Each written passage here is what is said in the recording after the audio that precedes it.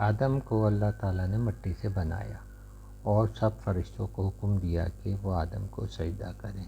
शैतान के अलावा सब फरिश्तों ने सजदा किया। शैतान ने कहा, मैं इससे बेहतर हूँ, मैं आग से बना हूँ और ये मिट्टी से।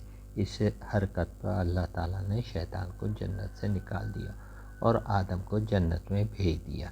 एक ख़ास दरख्त के फल खाने से भी मना कर दिया। शैतान ने आदम से बदला लेने के लिए इनको वसवसा डाला कि इस तरह का फल खाओगे तो हमेशा जन्नत में रहोगे।